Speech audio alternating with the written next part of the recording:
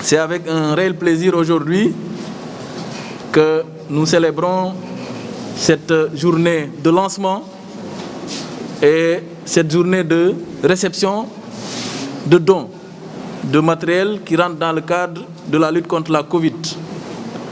Je voudrais expliquer davantage, mais je crois que le chef d'équipe a bien expliqué l'objectif du projet. Parce que dans le contexte de la Covid, les rassemblements ne sont pas vraiment préconisés. Et c'est dans ce cadre qu'ils nous ont approchés pour nous proposer une plateforme, nous appuyer pour mettre en place une plateforme qui nous permet de se réunir avec tous les acteurs du district. Dans le cadre de la formation continue, dans le cadre de nos réunions d'information, dans le cadre de la lutte contre la Covid, mais également dans d'autres activités de santé. Cette plateforme nous permet aussi de se réunir avec tous les acteurs via la plateforme Zoom. Tous les acteurs, notamment les infirmiers chefs de poste, sur l'utilisation de cette plateforme. Et maintenant, on peut se réunir à distance, très rapidement, échanger des informations, partager de nouveaux protocoles. Et nous allons très prochainement organiser une formation en ligne dans le cadre de la riposte contre la Covid en partageant les nouveaux protocoles. Donc, c'est une activité importante que nous saluons à sa juste valeur et remercions encore à mon nom et nom de tout le personnel du district, chef d'équipe de ce projet Réussir au Sénégal et le groupe GFA Consulting pour cet appui important. Ils ne se sont pas arrêtés là, ils nous ont également appuyés d'un montant important en équipement de protection individuelle dans le cadre de la prévention contre la Covid avec le personnel de santé. Donc, 50 boîtes, 100 boîtes de masques chirurgicaux, c'est des boîtes de 50 masques, des masques N95, boîtes de 10, 210, des thermoflasques 60, des lunettes médicales 100, des écrans faciaux 300, des bottes blanches médicales 50, des flacons de gel hydroalcoolique 500 ml, 1000 flacons, des gels hydroalcooliques 125 ml, 3000 flacons, des casques et bonnets, 100 casques et bonnets, des combinaisons avec cagoule et des combinaisons réutilisables. Je suis très heureux, après plusieurs semaines de préparation, d'être aujourd'hui parmi vous pour le lancement d'un projet extrêmement intéressant. Un projet qui s'appuie sur deux volets. Premièrement, les nouvelles technologies et deuxièmement, sur la protection du personnel médical du district médical de Thiès. Des nouvelles technologies. S'il y a une chose, un secteur qui a pris un développement énorme depuis l'apparition du coronavirus, c'est le secteur informatique. Les chefs d'État ne réussissent pas en présence, ils font des téléconférences.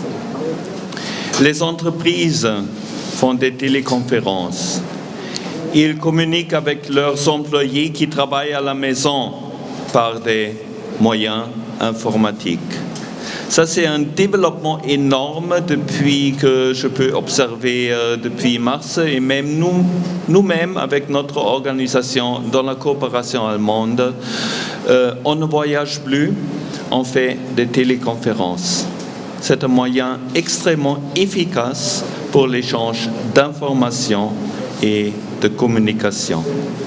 Le deuxième volet de notre projet, avec un volume total, si on compte tous ensemble, c'est à la proximité entre 20 et 25 millions de francs, c'est la protection du personnel médical. On a découvert une situation qui n'est pas acceptable, que les personnes qui sont en première ligne avec des cas suspects du coronavirus dans les postes de santé manquent de matériel de base pour leur propre protection.